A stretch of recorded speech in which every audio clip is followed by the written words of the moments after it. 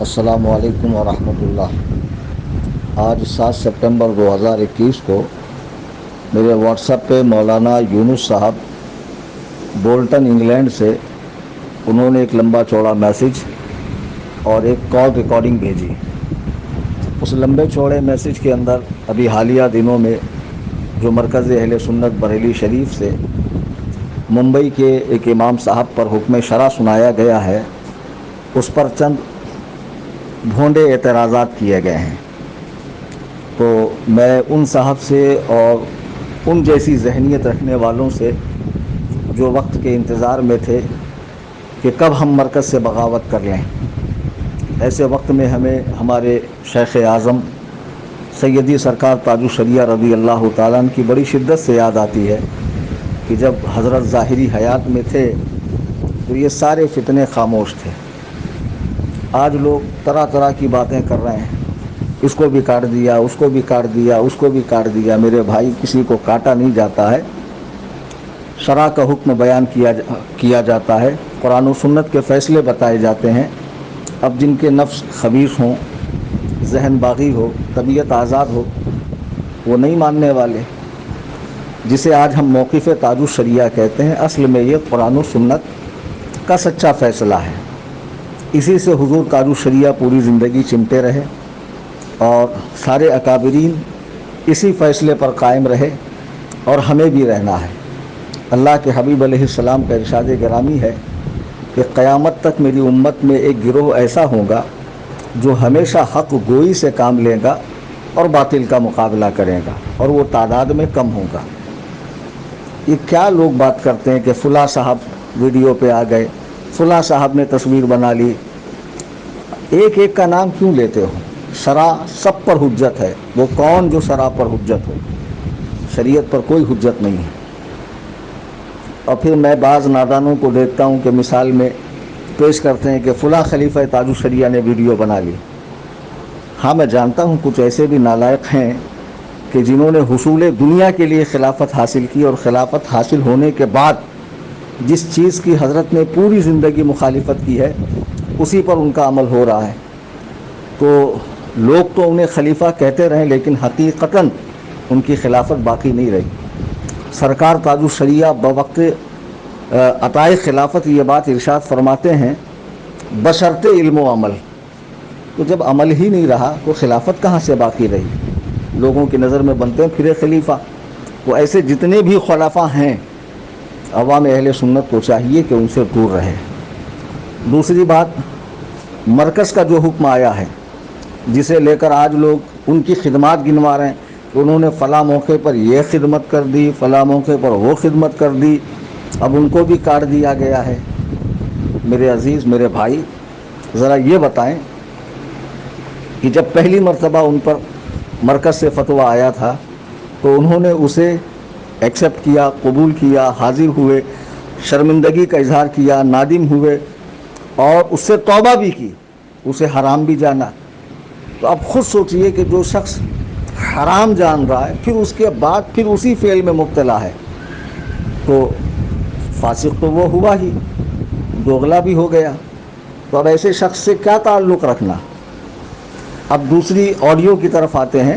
مرکز اہل سنت کا حکم ہے، ہمیں بالکل قبول ہے، ایک حبہ برابر ہم اس سے ہٹ نہیں سکتے ہیں، ٹھیک ہے، چونکہ وہ قرآن و سنت کی روشنی میں ہے۔ اب جن جن کو اعتراض ہے وہ ایسا کریں کہ اس کے مقابلے میں قرآن و حدیث سے دلیلیں پیش کریں۔ جن علماء نے ویڈیوگرافی کی اجازت بھی دی تھی وہ فقط اس حد تک کہ دینی مجالس کی ریکارڈنگ کر کے اسے عام کیا جائے، صرف اسی حد تک دی تھی، نہ یہ کہ ہر موقع محل کی تصویریں کھینچی جائے، اور جب لوگ اسٹیج پر مسافے کے لیے آ رہے ہیں تو اس سنت کو ترک کر کے معاذ اللہ سیلفی لی جائے۔ یہاں تک ہو رہا کہ مسافہ نہیں کیا جا رہا، سیلفی لی جا رہی، ماڈل بنے پھر رہے ہیں، کھانے کی، پھرنے کی، گھومنے کی، پتہ نہیں کہاں کہاں جا کر سیلفیاں کھینچتے ہیں۔ کیا ان سب کے لیے اجازت دی تھی علماء نے معاذ اللہ؟ تو جنہوں نے جواز کا حکم دیا جا کر انہی سے اس کا حکم پوچھو، کیا ان سارے مواقع پر تصویر لینا جائز ہے؟ وہ خود اسے حرام کہیں گے۔ خدا را کچھ تو ہوش کے ناخن لو، دین کا مذاق نہ بناؤ۔ اب دوسرے نمبر پہ ایک صاحب نے حضور قاضی مہاراشٹر عمدۃ العلماء زبدۃ الازکیہ حضرت العلام الحاج الشاہ حافظ و قاری مفتی حضور مفتی محمود اختر صاحب قبلہ دامت برکاتہم القدسیہ، اللہ کی قسم اتنے بڑے عالم ہیں اور ایسے متقی پرہیزگار۔ میں کلیم حنفی رضوی جلدی کسی کو مانتا نہیں ہوں اور نہ جلدی کسی کی دست بوسی کرتا ہوں۔ حضرت کی قدم بوسی کرنے کو میں اپنے لیے سعادت سمجھتا ہوں، بلکہ کرتا بھی ہوں جب بھی موقع ملتا ہے۔ شرم آنی چاہیے آپ کو کہ ایک ایسا عالم دین کہ جس کی عمر کا بڑا حصہ خدمت اسلام میں گزرا اور جو اتنا متقی پرہیزگار ہے کہ جس کی خلوت ہو، جلوت ہو، مجمع عام ہو، گوشہ تنہائی ہو، ہر جگہ وہ مخلص ہو کر خدمت دین کر رہا ہے۔ تقویٰ طہارت کا یہ عالم ہے کہ جس کی تہجد تک نہ چھوٹتی ہو، اس پر چھیٹا کشی کر رہے ہو۔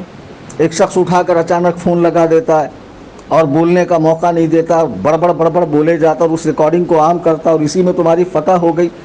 جاہلوں، اسے فتح کہتے ہیں کیا؟ تو ایک مرتبہ مجھ سے بات کر لو، تم کو بھری دوپہر میں ستارے دکھا دوں گا۔ جاہل کہیں کے، اس چلا پکار کا نام اور اس طرح بڑبڑ کرنے کا نام تم نے مناظرہ جتنا رکھ لیا ہے۔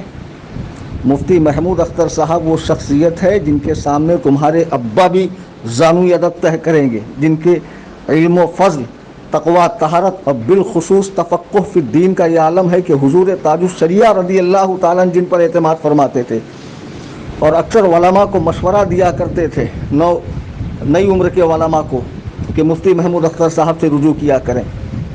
جی ہاں، اور اکثر کئی پیچیدہ مسائل میں جن سے میں خود رجوع کرتا ہوں اور الحمدللہ میرا مسئلہ فی الفور حل ہوتا ہے۔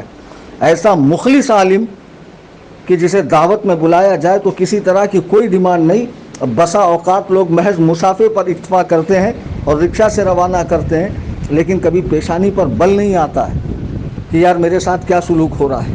ہاں، جس کے خلوص کا یہ عالم ہے کہ جب لوگ آدھی رات کو فون لگائیں تو آدھی رات کو فون اٹھا کر مسئلوں کا جواب دیتے ہیں۔ ہاں، اور کئی مولوی ایسے ہیں کہ ڈانٹ ڈپٹ کر کے چلا کر کہ تم نے اس وقت کیسے فون لگایا، لیکن کوئی بتائے کہ حضرت نے کبھی کسی کو جھڑکا ہو، ڈانٹی دی ہو۔ ایسے کم سخن عالم جو ہمیشہ تحقیق میں لگے ہوئے رہتے ہیں، ہمیشہ مطالعے میں، ذکر و اذکار میں ڈوبے ہوئے رہتے ہیں، ایسے شخص کو اچانک فون کر دینا اور ان کے سامنے چلا پکار کرنا اور اسے اس طرح کا نام دینا، حرام الدہر کہیں کہ تمہیں شرم آنی چاہیے۔ وہ کون خبیث شخص ہے جس نے اس طرح کی حرکت کی ہے؟ یاد رکھو، عوام کی نظر میں جو علامہ ہو وہ علامہ نہیں ہوتا ہے۔ اسٹیج توڑ مقرر، مجھے چھوڑ دو، مجھے کہہ لینے دو، اور اس طرح خود اسٹیج سے گر جانا، مائک پھینک دینا، کرسیاں توڑ دینا اور اس پر نعرہ تکبیر و رسالت بلند ہو جانا، یہ عوام کی نظر میں تو علامہ ہو سکتا ہے، اصل میں اہل علم کی نزدیک اس کی کوئی حیثیت نہیں ہے۔ تو اسی طریقے کے آج کل جو علامہ بنے پھر رہے ہیں یہ نو مولود لوگ، یہ بہت قابل سمجھ رہے ہیں اپنے آپ کو۔